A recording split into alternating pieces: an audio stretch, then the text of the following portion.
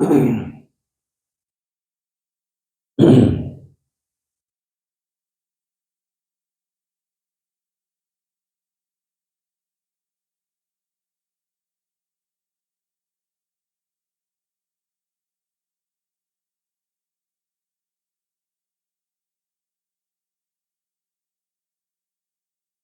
ही चंचल मन को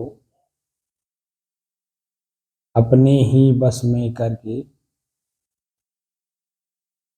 एकाग्रता, स्थिरता एवं स्वयं अपने आप में शांति का अनुभव करने के बाद स्वयं मैं कौन हूँ को जानने की दृष्टि से साधना करते करते आज 1194 दिन हो गए। तारीख 13 फरवरी सन 2025, दिन बृहस्पतिवार, प्रातःकाल का समय।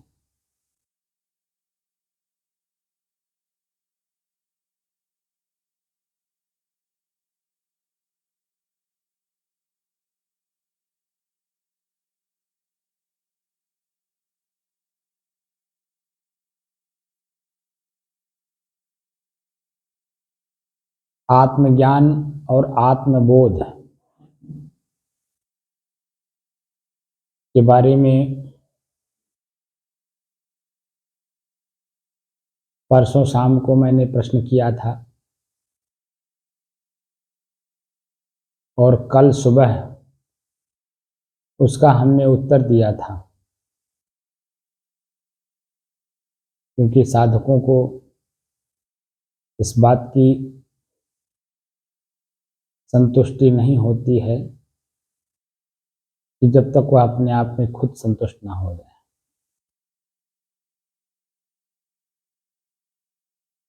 और ये जो चर्चाएं हो रही हैं ये स्वानुभूति की हो रही हैं भीतर से, जिससे कि मैं स्वयं अपने आप में संतुष्ट और तृप्त हो सकूं।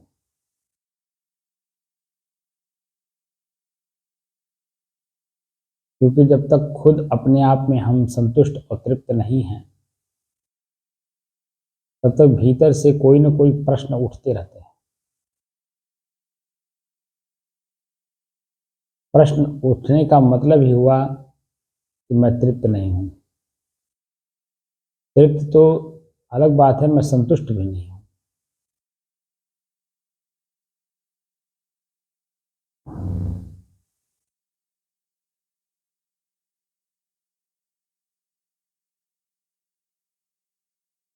खुद की संतुष्टि और खुद की तृप्ति जब तक खुद महसूस ना हो जाए,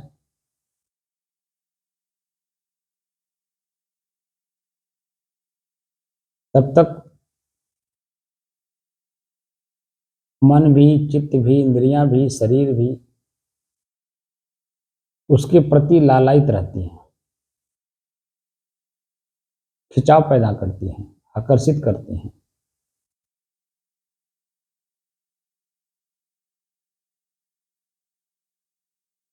लेकिन जब हम संतुष्ट और तृप्त हो जाते हैं तो सब कुछ अपने आप में शांत हो जाता है, कोई क्रिया नहीं रह जाती।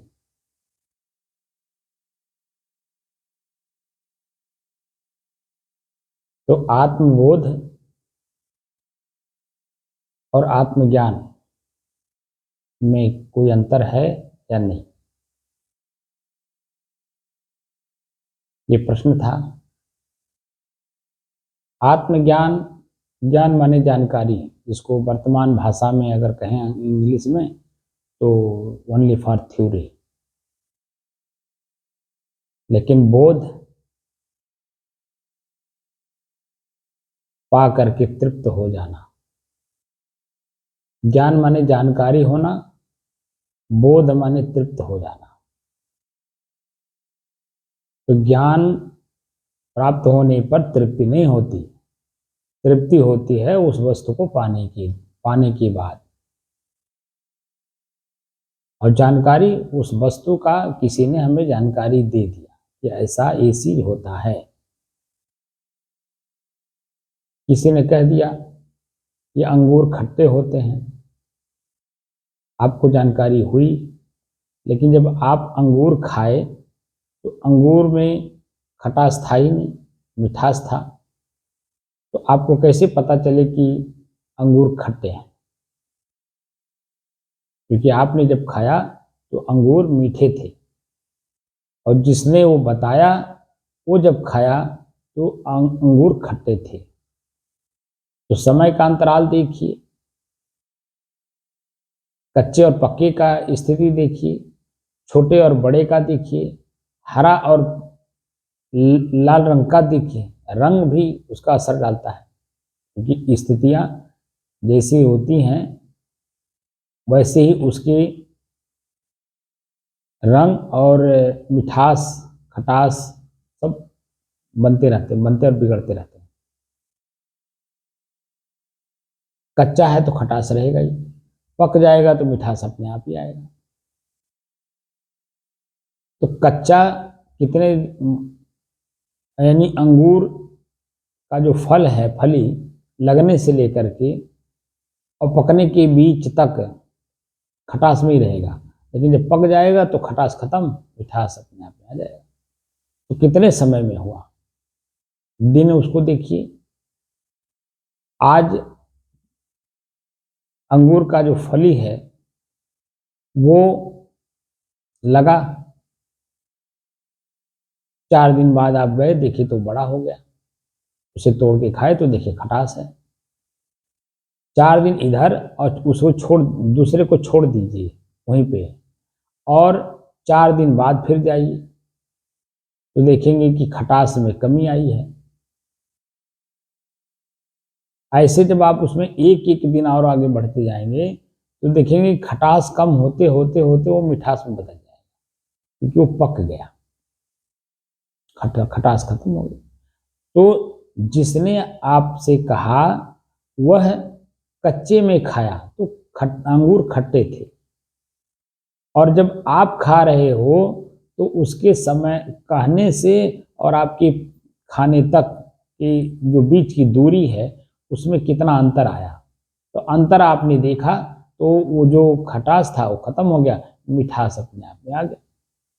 तो आप जब खाए तो मिठास मिला, और जिसने बताया वो खट्टा। वो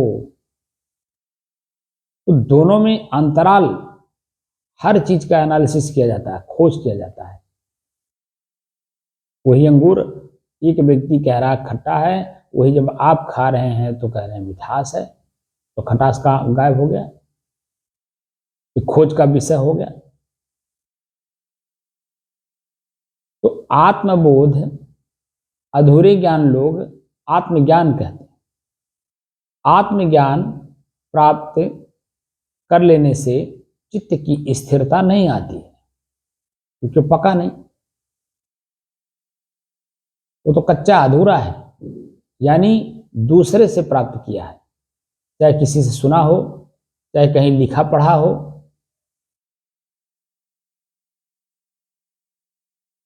यानी दूसरे के द्वारा जो चीजें हमें मिलती हैं वो अधूरी होती है, लेकिन जब उसी को मैं स्वयं अपने आप में खोज करके और उसको प्राप्त करता हूं तो परिपक्वता रहती है। और परिपक्वता की जो चीज होती है वो तृप्ति देती है, वही आत्मबोध है। अब यहाँ पर हम लोग आत्मबोध की स्थिति में जाने की चर्चा कर रहे हैं 1194 दिन से। तो एक एक चीजों को देख रहे हैं, जैसे कबीर साहब के सिद्धांत से हम लोग साधना कर रहे हैं, और कबीर साहब के ही सिद्धांत से जो सहज समाधि है उस पर खोज हो रही है,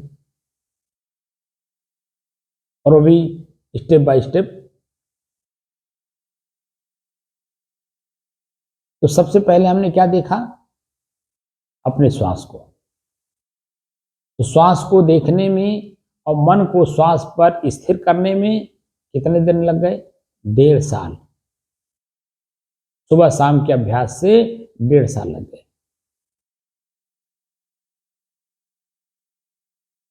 2-2 घंटे के अभ्यास से,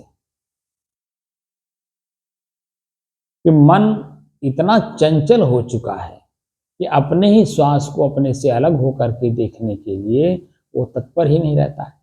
बाह्य वृत्तियों में आंख देखने में लगा रहता है, कान सुनने में लगा रहता है, जीभ स्वाद लेने में लगा रहता है, जीभ बोलने में लगा रहता है।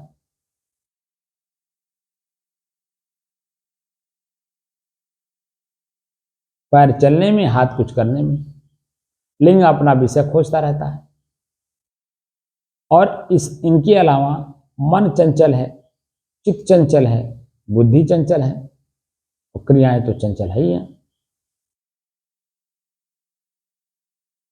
तो इन्हीं को समेटना है, इन्हीं को, इनकी क्रियाओं से इनको वंचित करना है, रोकना है। और उन्हें उधर छूट भी दे रहे हैं, उधर उनको रोक भी रहे हैं। दोनों काम एक साथ कैसे होगा? एक काम को रोकना होगा, एक काम को करना होगा। या तो हम इंद्रियों को ही छूट दे दें, या तो इंद्रियों को कंट्रोल करें उनके कर्मों से। लेकिन कंट्रोल कब करेंगे? जब इंद्रियां, क्रियाएं और मैं को अलग अलग कर लेंगे,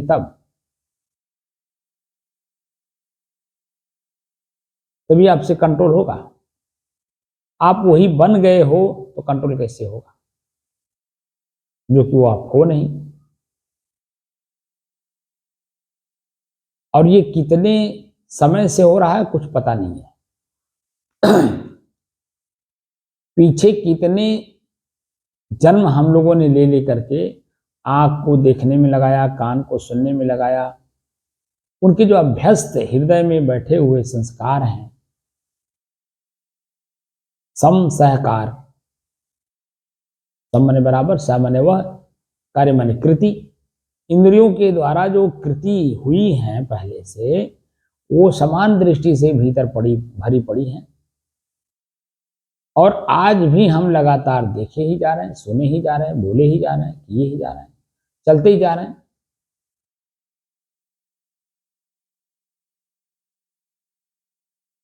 हम एक जगह बैठ करके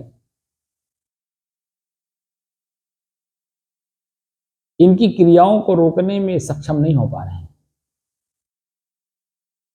क्योंकि मैं ठहर ही नहीं रहा हूं। और जब तक ठहराव नहीं होगा अपने भीतर में, तब तक हमारी इंद्रियां अपने कार्य में लगी रहेंगी। और जो चंचलता पहले से था, वो चंचलता और पुष्ट होती रहेंगी, मजबूत होती रहेंगी। मन में अनेकों प्रकार की शंकाएं, प्रश्न उठते रहेंगे।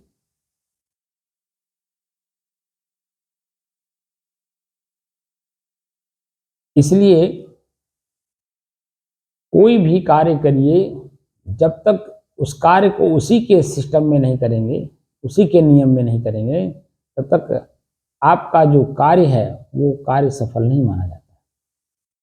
अब यहाँ हम स्वयं अपने आप को जानने के लिए बैठे हैं, तो स्वयं मैं कौन हूँ, यह है अध्यात्म। अंतर्मुख होना है, बाह्य सारे कार्य को त्याग करना होगा, तब जाकर के अंतर्मुख हुआ जाता है। और उसके लिए पहले सत्संग, स्वाध्याय, चिंतन, मनन, ये, उसके बाद सेवा।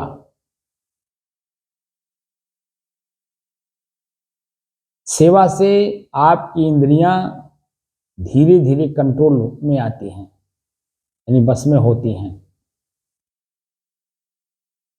क्योंकि जब आप, मान लीजिए कोई व्यक्ति आया और आप बैठ के बातचीत करेंगे, तो कितने बात कह जाएंगे आपको पता नहीं चलेगा। लेकिन बात बंद कर दीजिए, एक गिलास पानी ला करके पिलाइए, तो जब तक आप उठकर जाएंगे, पानी गिलास लेकर के आएंगे, तब तक जो है बहुत सी बातें एकदम गौण हो जाएंगी, और आपका मन कंसंट्रेट रहेगा और एकाग्र रहेगा कि मुझे सामने वाले को पानी पिलाना है। तो गिलास जब आप पकड़ेंगे, जग, लोटा, जो भी आपके पास है, तो उस आंख वर्तमान में उसे देखने लगता है। तो क्या देखता है कि वह साफ नहीं है, उसमें कुछ न कुछ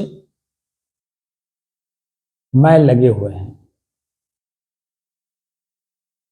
यानी जूठा है, तो क्या करेंगे उसे?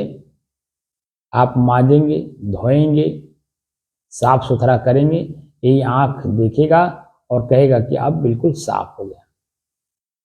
तब आप उसमें जल भरेंगे और सामने वाले को ला करके पिलाएंगे।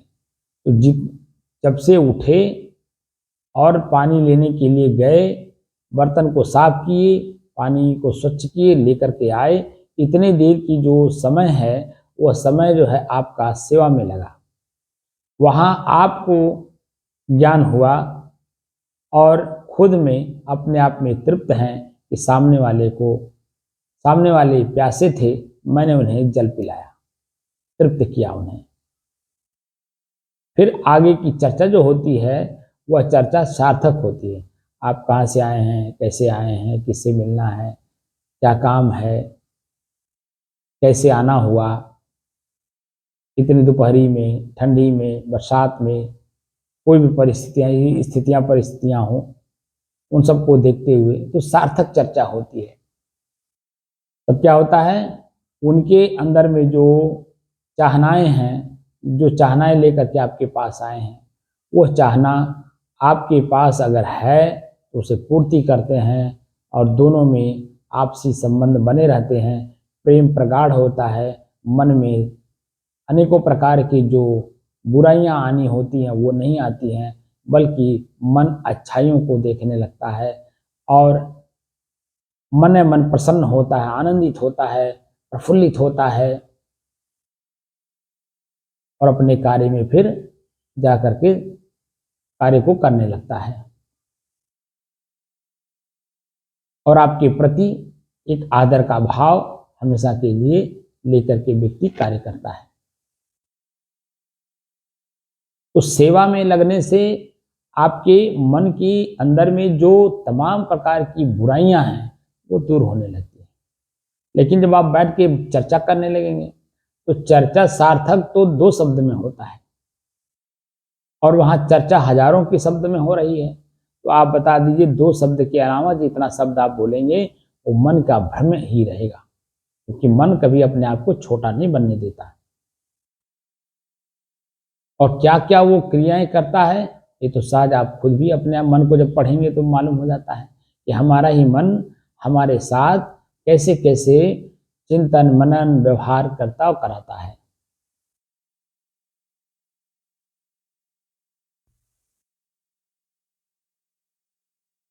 वो हमें ही भ्रमित किए रहता है, हमारा ही नौकर और हम ही को भ्रमित किए हुए हैं। तो सदगुरु कबीर कहते हैं, ये भ्रमभूत सकल जग खाया और जिन जिन पूजा तेज हराया। ये भ्रम ही है जो सारे संसार के जीवों को खाए जा रहा है कि सुख मिलेगा, सुख मिलेगा, मिलेगा शब्द का प्रयोग करता है वो भी भविष्य में। गा शब्द का भविष्य से ही अर्थ होता है, मिलेगा यानी वर्तमान में नहीं है, आगे मिलेगा। आगे कब मिलेगा, कहाँ मिलेगा, कैसे मिलेगा, कुछ नहीं पता, लेकिन कहता है कि आगे मिलेगा। वर्तमान में, वर्तमान जो है ये भी भविष्य है। किसी समय हम इसके पहले थे तो कल्पना किए, आज वर्तमान में आए तो आज की कल्पना नहीं करेगा कि अच्छा आज जो मैं खोज रहा था वही मिला, क्या दूसरा कुछ मिला, वो नहीं देखेगा। आगे अरे अच्छा कोई बात नहीं है, आज नहीं मिल गया, मिला तो कोई बात नहीं, कल मिल जाएगा। अब कल कल कल कल कल कल कल कल कल कल कल करते करते करते आज तक अनादिकाल से कल है कल कल है कल चला चला आ रहा है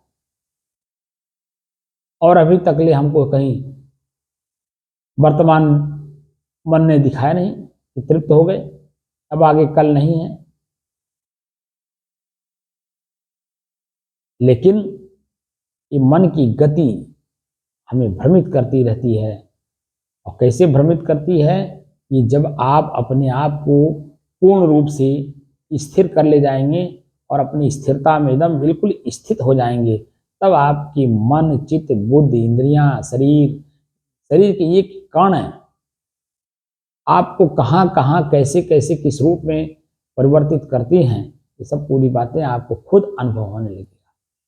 ये सब कहने वाली बात नहीं है, ये खुद भीतर से महसूस करने वाली चीज है।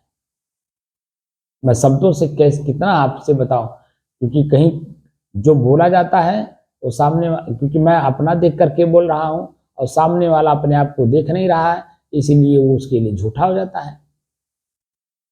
जो व्यक्ति जो भी कुछ बोलता है वो वास्तव में सत्य बोलता है, लेकिन सामने वाला उस मानसिक स्थिति में है नहीं, इसलिए उसे स्वीकार नहीं कर पाता, तो वो मन में शंका कर लेता है क्या बोल रहे हैं, क्यों बोल रहे हैं, क्या सच बोल रहे हैं। तरह तरह के मन में प्रश्न उठने लगते हैं।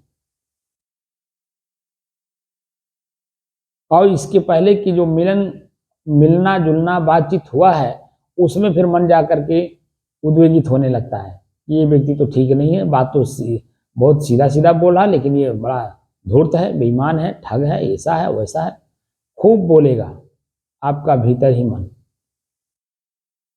इसलिए प्रत्येक मनुष्य के सामने, यानी मन के सामने, प्रत्येक मनुष्य यानी मन वाला, वह एक दूसरे के लिए पूरक न होकर के, बल्कि धूर्त, बेईमान, ठग, ये वो तमाम तरह की चीजें वो एक दूसरे के ऊपर लागू करता है, क्योंकि वैसे ही वो अपने में है। और जो अपने आप में जैसा होता है, यानी मन की स्थिति जैसी होती है, वही मन की स्थिति वो दूसरे को भी देखने लगता है।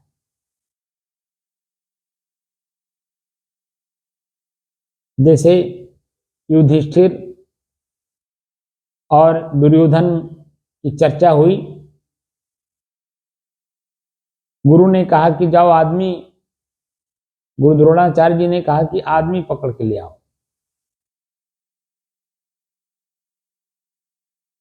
तो दुर्योधन गया तो कहा कि कहीं आदमी है, ये नहीं है।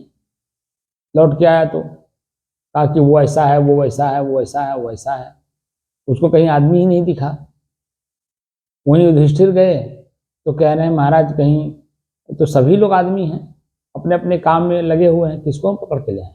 अपने अपने सभी लोग अपने अपने जगह पे अपना अपना कार्य कर रहे हैं और सब आदमी हैं।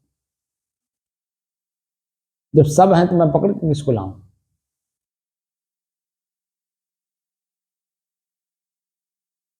यानी खोज करने की बात हुई कि आदमी खोज करके लाइए। तो युधिष्ठिर जी ने कहा कि सभी आदमी हैं,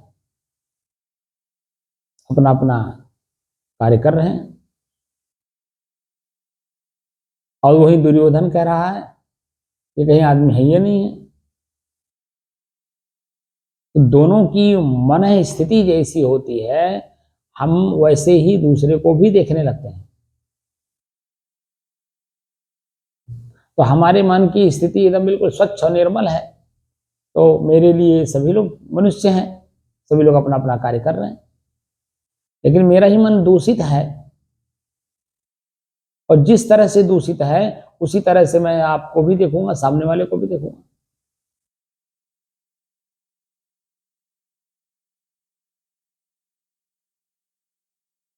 इसलिए जो अंतराल है, अंतराल ढूंढ करके हमें अपने आप में जो प्रकृति है बड़ी बारीकी के साथ आपको जो अपने आप में जोड़ रखी है, और आप भी बड़ी बारीकी के साथ उसी के साथ मिल करके वही मान रहे हो कि मैं वही हूं। और जो कि जो मैं हूं मान रहा है वो भी प्रकृति है, क्योंकि आप तो बिल्कुल, जिसे नींद अवस्था में बार बार कह रहा हूं, नींद अवस्था में आप अपने ही शरीर का ज्ञान रखते हैं क्या, कि मैं कहां पर हूं, कैसे हूं, मेरे शरीर पर वस्त्र है या नहीं, मेरे शरीर की क्रियाएं किस तरह की हैं।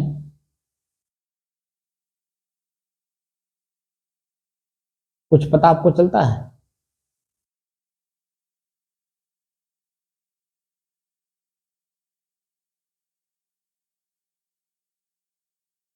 तमाम तरह की जो चीजें हैं हम अपने आप में नहीं समझ पाते, क्योंकि वो प्रकृति है, प्रकृति समझने नहीं देती है, क्योंकि पल पल यानी क्षण क्षण परिवर्तन है, और परिवर्तन स्थिर हो नहीं सकता, और आप हैं स्थिर। उसी परिवर्तन को अपने में मान लिए कि यही मैं हूं।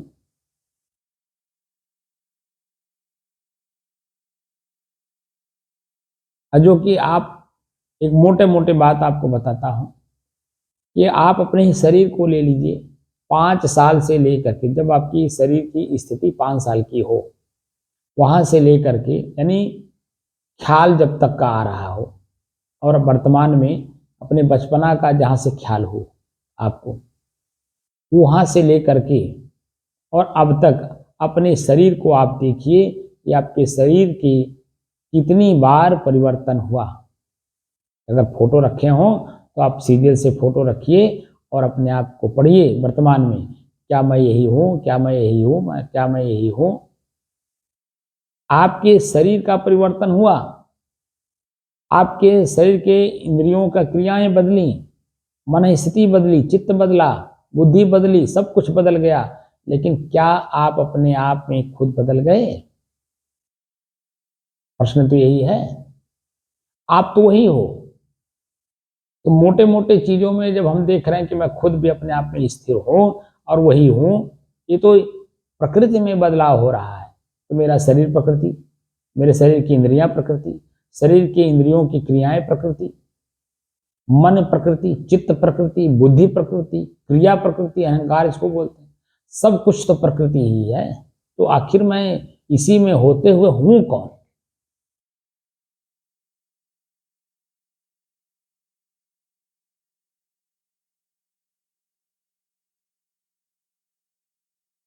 तो साफ साफ एकदम लास्ट में जाकर के दिखाई देता है कि मैं जो हूं वो अपने आप में शुद्ध हूं, मैं प्रकृति हूं ही नहीं।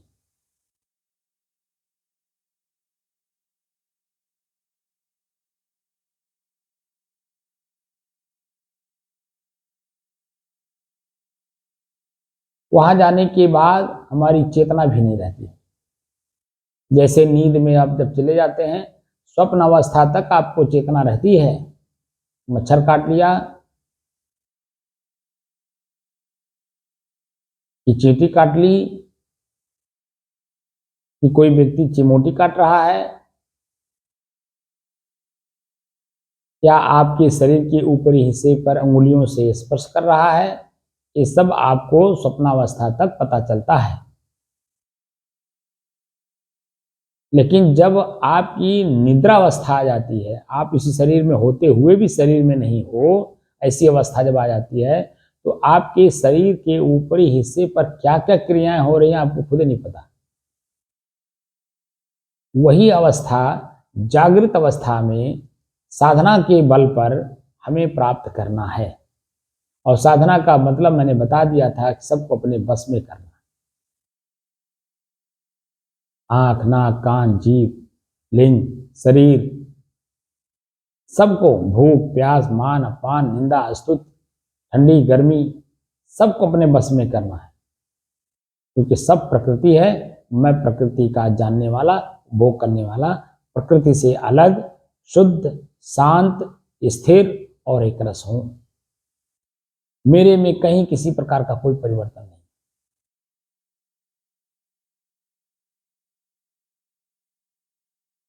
ये स्थितियां खुद में, जब हम, इसीलिए जो अभी वर्तमान में चल रहा है कुंभ है, 144 साल बाद जो कुंभ आया है, हर 12 साल पर कुंभ आता है। और 12 कुंभ पूर्ण होने पर 144 साल होता है, और वह 144 साल पे आया है। उसकी बड़ी महिमा गाई गई है, और बड़ी महिमा गा करके वहां जो व्यवस्थाएं हैं वो तो सब आप लोग देख ही रहे हैं। वास्तविकता अध्यात्म में उसकी क्या है? कुंभ माने शरीर। शरीर में जब हम अमृत को ढूंढते हैं तो स्व न मृत इति अमृत, जो न मरता हो, न जन्मता हो, जो जन्म ले रहा है, मर रहा है, वह प्रकृति है। न जायते मृते वा कदाचित नायम भूत्वा भवित, गीता में स्पष्ट सब बातें कह दी गई। लेकिन अनुभूति कैसे हो? शब्द के माध्यम से तो जानकारी हो गई हमें।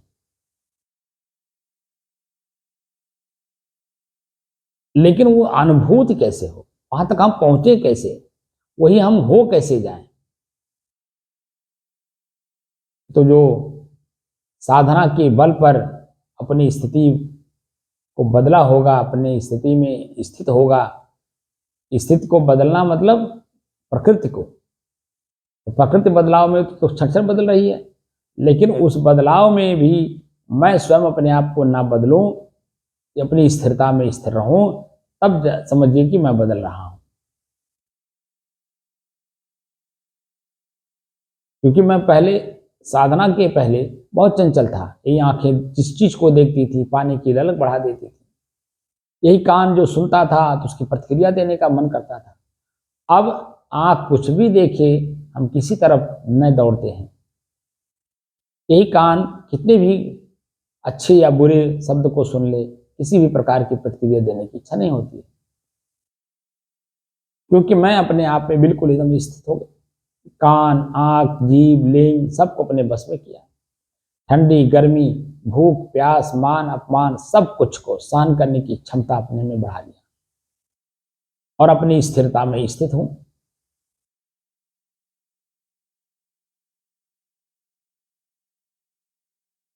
धीरे धीरे परिपक्व होता है। अपरिपक्वता लाने के लिए इस बात का ध्यान रखिए कि जो साधना कराई जाए वर्तमान में, दोबारा जब बैठिए तो पहले वाले को एक बार उससे देख लीजिए कि मैं इससे कितना ऊपर उठा, इसकी आसक्ति से मैं अपने आप को अनासक्त कितना बनाया।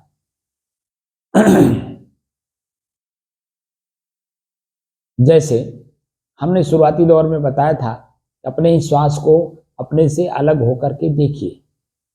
तो वर्तमान समय में जब आप बैठिए तो अपने श्वास को अपने से अलग होकर के पहले देख लीजिए।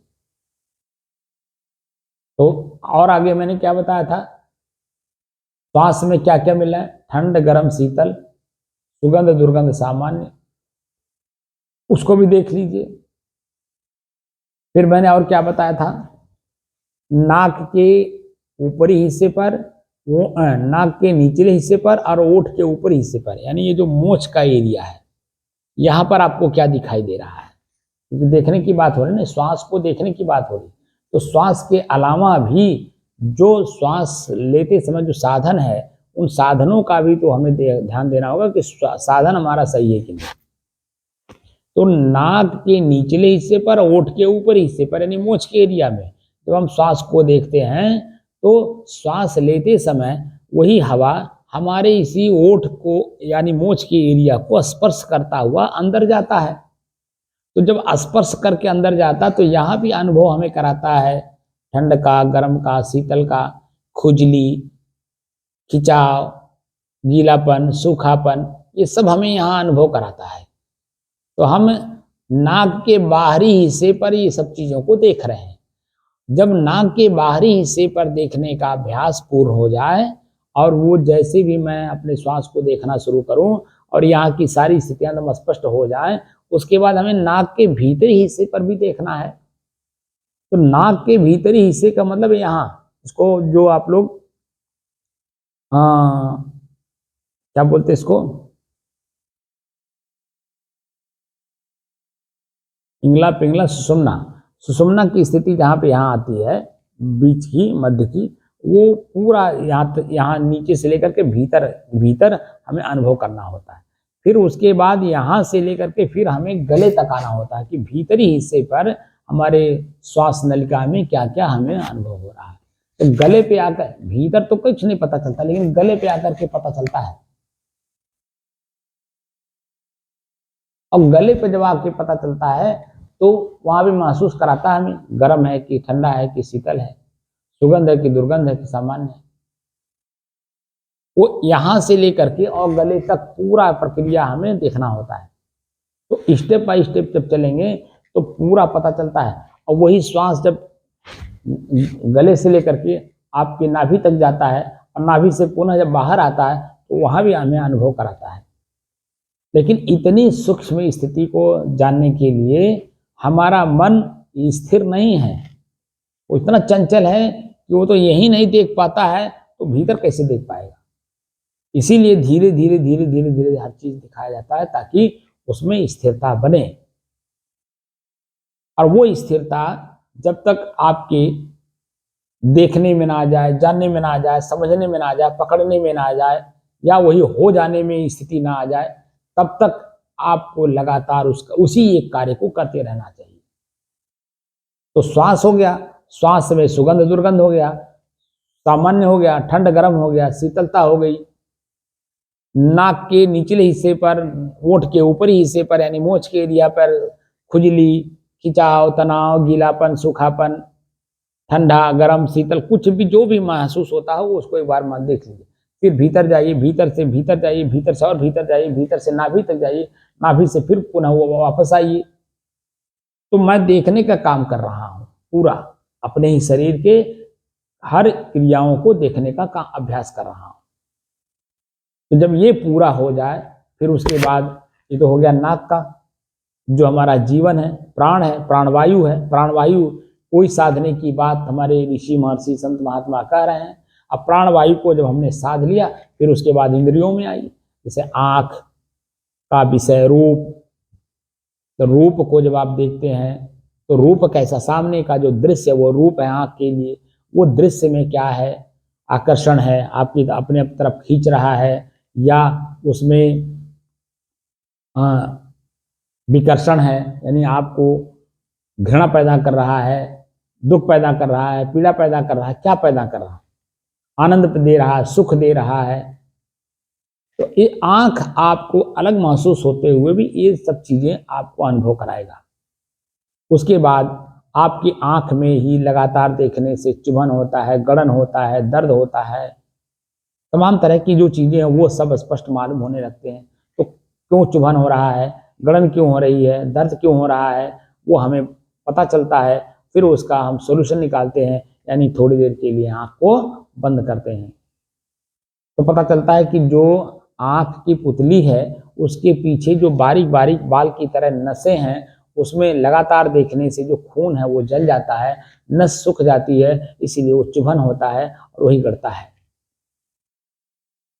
तो जब हम नींद ले लेते हैं तो नींद जब पर्याप्त मात्रा में नींद मिल जाता है तो पूरे शरीर के जितने भी नसें हैं, ब्लड का सर्कुलेशन सभी में सामान्य रूप से पहुंच जाता है। तो आपका शरीर, आप देखिए सवेरे जब उठते हैं आपके शरीर की सारी गतिविधियां एकदम तरोताजा रहती हैं और गेंदा की तरह उछलती हैं। लेकिन उसी बिस्तर पर पुनः जब शाम को लौट करके आते हो तो आपका शरीर कितना थकान लिए रहता है, दर्द करता है, पीड़ा देता है, तमाम तरह की चीजें आपको अनुभव होते हैं। तो अनुभव करता कौन है? सुबह उठ रहा है तो अनुभव कौन कर रहा है? शाम को उसी बिस्तर पे सो रहा है तो कौन अनुभव कर रहा है? दिन भर चल रहा है, देख रहा है, सुन रहा है, भोग रहा है, वो कौन कर रहा है? इन सब स्थितियों को जब हम पूरा पढ़ते हैं तब जाकर के दृश्य और दृष्टा का अभ्यास होता है। मैं स्वयं उसका जानने वाला, समझने वाला, प्रयोग करने वाला, उसका मालिक, उससे अलग। तब जो क्रियाएं गलत होने जा रही थी, उसको पीड़ा मिलने वाला था, मुझे पीड़ा मिलेगा, मेरे शरीर को मिलेगा, मेरे इंद्रियों को मिलेगा, मेरे अलावा समाज को मिलेगा, परिवार को मिलेगा, देश को मिलेगा। इन सब चीजों को जब हम पढ़ते हैं तब पता चलता है कि मैं स्वयं ही अपने आप में गलत हूं। अपनी गलती को कौन सुधारेगा? तो मुझे स्वयं अपनी गलती को सुधारना है। तो गलती क्रिया किसमें हो रही है और गलती करने वाला कौन है? तो पता चला कि वो प्रकृति में स्वतः हो रहा है, वो आप कुछ नहीं कर रहे हो, क्योंकि शरीर में आसक्त हो, इसलिए शरीर की क्रियाओं के द्वारा जो उसका परिणाम है, फल है, वो आपको मिला है। लेकिन आप कौन हो? तो आप अपने आप में शुद्ध हो, शांत हो, स्थिर हो, एकरस हो, ये स्थिति का पता चलता है। कान का विषय हो गया तो कान शब्द सुनते सुनते सुनने का मन नहीं करता है, क्या बकवास कर रहे हो, क्यों बकवास कर रहे हो, किस तरह से। लेकिन वो जब पहली बार सुनता है तो कान लगा करके सुनने की क्षमता आ जाती है। कौन सुन रहा है? मन सुन रहा है। चित्त कह रहा है ये क्या कह रहा है, क्यों कह रहा है, इसलिए कह रहा है, किसको कह रहा है, तमाम तरह के प्रश्न मन में उठने लगते हैं। वो सुनते सुनते सुबह से शाम तक बिस्तर पर से उठे तो जो आनंद था, फिर उसी बिस्तर पे आए तो कान के माध्यम से सुनते सुनते सुनते आप भ्रमित हो गए, किसका सुनूं किसका ना सुनूं। ये स्थितियां आ जाती हैं। पिताजी की सुनूं कि माताजी की सुनूं, भाई की सुनूं कि बहन की सुनूं, पत्नी की सुनूं कि बच्चों की सुनूं, सुनो तो किसकी सुनूं? पड़ोसी की सुनूं, गांव गड़ी का सुनूं,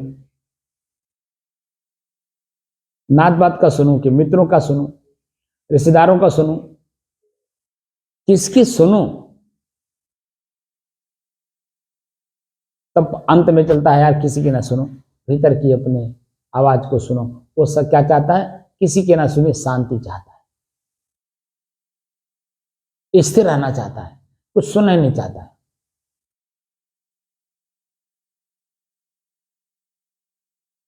हर परिस्थितियां मेरे सामने आती हैं, लेकिन मैं उन परिस्थितियों का दास बन जाता हूं, न कि स्वामी बन पाता हूं।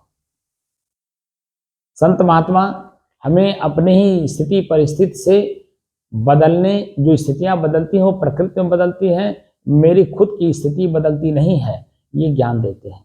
तुम शुद्ध हो, शांत हो, स्थिर हो, एक रस हो, अपने आप में अपनी एक रसता का ज्ञान करो।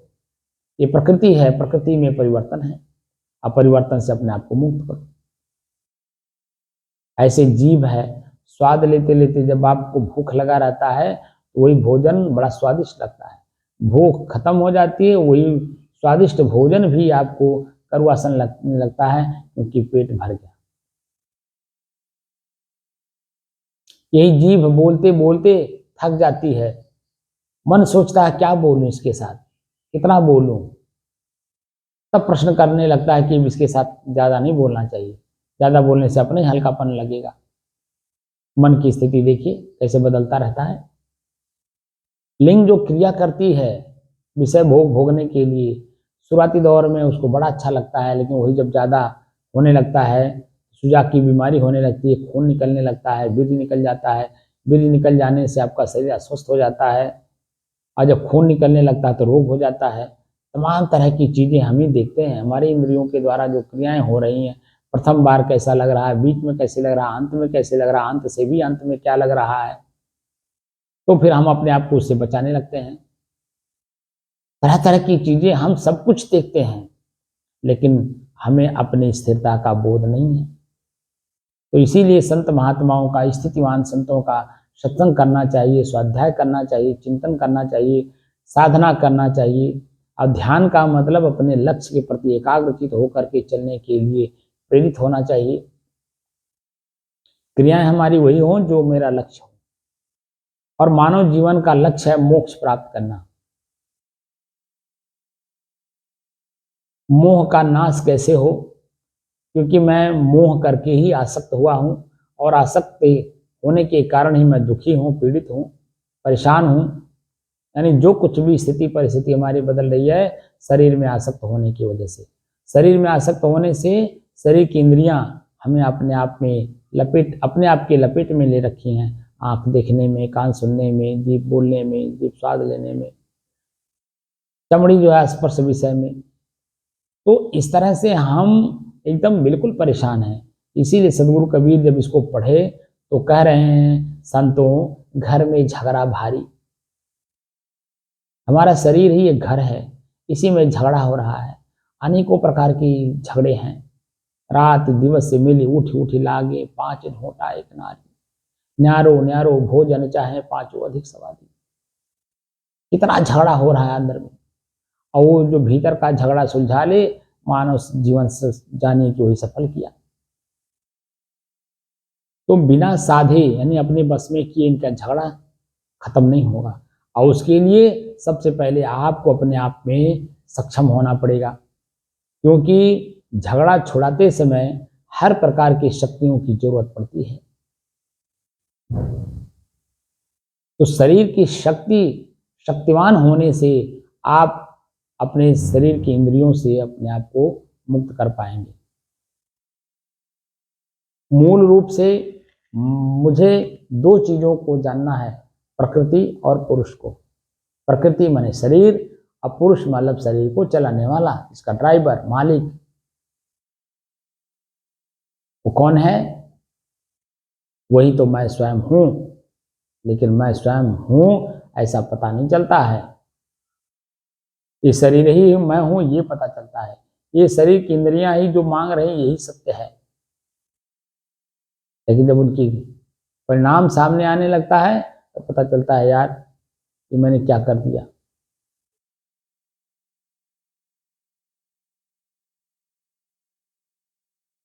इसलिए आत्मज्ञान के साथ साथ आत्मबोध का होना ये अति आवश्यक है। अगर आत्मज्ञान ही सिर्फ है तो गोस्वामी तुलसीदास जी का वो लाइन सिद्ध हो जाता है कि मूक हो ही बाचाल, बाचालता आ जाएगी, क्योंकि ज्ञान सिर्फ है दूसरे को देने के लिए।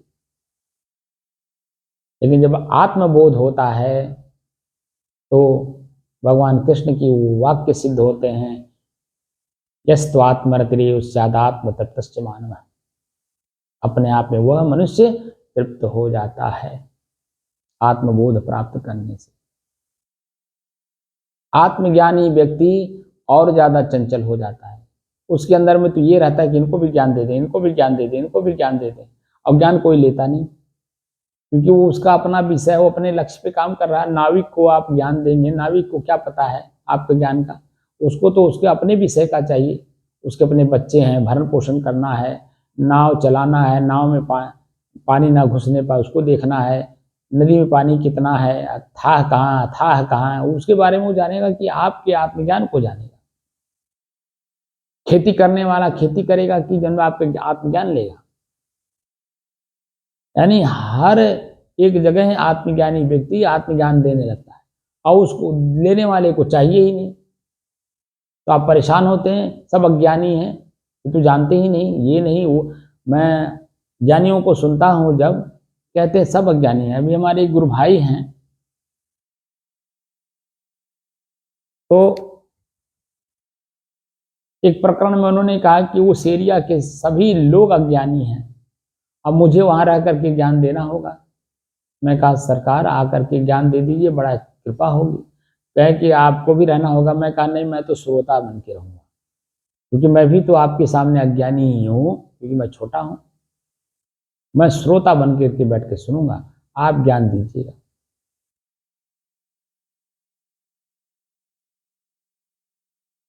और उनकी खुद की सुरती नहीं छूटी है। आप बताइए,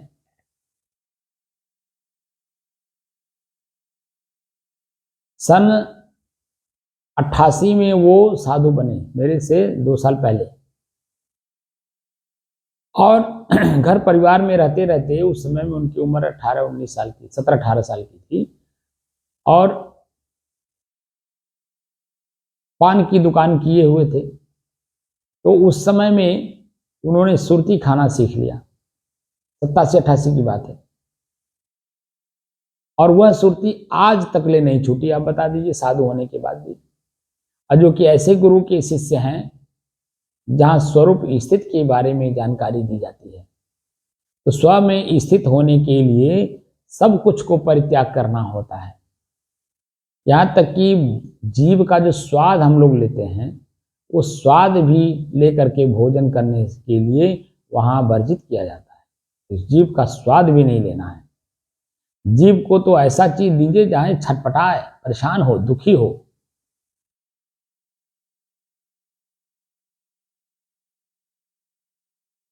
अब अभी तक ले बताइए, तो खुद अभी जब सुरती नहीं छूटा तो समाज के लोग जो वहां हैं, जिस क्षेत्र की बात वो कर रहे थे, उस क्षेत्र में आप बता दीजिए कि सुरती खाने वाले तो जो लोग हैं वो तो होंगे ही, लेकिन सुरती न खाने वाले लोग भी तो होंगे।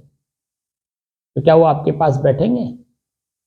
सुरती खाने वाले तो आपकी बात को स्वीकार करेंगे, क्योंकि वो भी खा रहे हैं और आप भी खा रहे हो।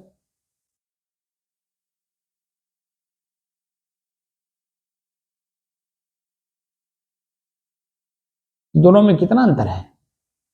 ज्ञान, जानकारी हो गई, कुछ पढ़ लिया, कुछ सुन लिया, समाज में कहीं बैठे हो, लोग आपको धन्य हो तुसी गुरु, धन्य हो तुसी गुरु कह रहे हैं, आप उसी में फूले समाये जा रहे हो और अपने आप को बड़का ज्ञानी मान रहे हो, और अपने ही शरीर में आसक्ति है।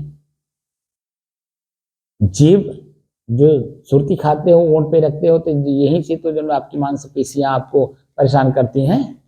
इस चीज की जानकारी मुझे हुई चाय से। चाय जब मैं पीता था तो हमारी ये मांसपेशियां मुंह की इतना हमको परेशान कर देती थी जब तक चाय नहीं मिलता था, पूछे मत। लेकिन जब मैं छोड़ने लगा तो मुझे 1 साल लगा अपनी चाय को छोड़ने में। और जब चाय छूट गई, अब आप देखिए एकदम नॉर्मल लगता है। अब न खराई होती है, न सर्दी जुकाम होता है, न हमें खांसी आती है, न कुछ होता है, न हम परेशान होते हैं। अब वो स्थिति परिस्थिति हमें महसूस होती है कि त्याग करने में जो सुख है उसे धारण करने में सुख नहीं है, त्याग करने में सुख होना चाहिए। और वो त्याग करने में जो सुख होता है वो अस्थायी होता है, जो धारण किया जाता है वो क्षणिक होता है। जब तक हम जीभ पर कुछ रख रहे हैं और वो भी भूख लगा है तब तक वो स्वादिष्ट है, लेकिन वही जब पेट में कुछ जाने लगता है, पेट भरने लगता है, तो यही जीभ पर वही सामान आपको कड़वासन लगने लगता है। आप जरा अनुभव करिए अपने प्रतिदिन के भोजन में, जब आपको भूख लगा रहता है तो वही भोजन पहली बार जब आप रखते हैं तो कितना स्वादिष्ट लगता है, जरा दृष्टा भाव में उसको देखिए। और वही जब पेट भर जाता है तो अंतिम बार जब आप अपने उसी जीभ पर रखते हो तो उस समय में आपको कैसा लगता है। दोनों में अंतराल देखिए, एक शुरू का एक आखिरी का कवर जो मुंह में डालते हो उसको आप देखिए, और दोनों का अंतराल देखिए, क्योंकि दृष्टा आप हो और क्रियाएं आपकी हो रही हैं, जीव आपकी क्रिया कर रही है। तो स्वादिष्ट भोजन शुरू पहले में लगेगा, अंत में स्वादिष्ट नहीं लगेगा। और वही जिसको अंत तक स्वादिष्ट लग रहा है वो गले तक ठूस के खा लेता है, तो अपने शरीर की जो बीमारियां पैदा होती है, उल्टी दस्त तमाम तरह की, वो उसका अपना खुद उसके सामने होता है, यानी जीव के वशीभूत हो गया है।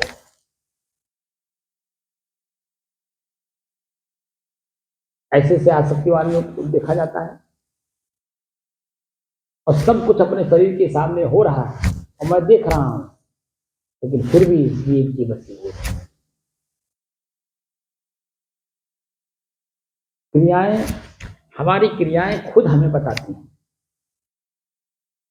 और मैं क्रिया के अधीन हूं, इसलिए मैं तटस्थ होकर के उसे देख नहीं पाता, अलग होकर के मैं देख नहीं पाता, वही हो गया हूं ना, इसलिए। अब वहां हमें दृष्टा दृश्य का अभ्यास करना होगा।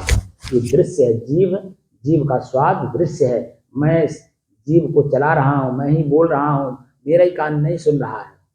तो जब मैं बोल रहा हूं, मेरा ही कान नहीं सुन रहा, तो मस्तिष्क को अपने जीव के द्वारा बोले गए शब्दों का जो शब्द गलती से निकल गए उसको सुधार कैसे करेगा। वो तो वाहवाही में है, चक चक करके बोल रहा है।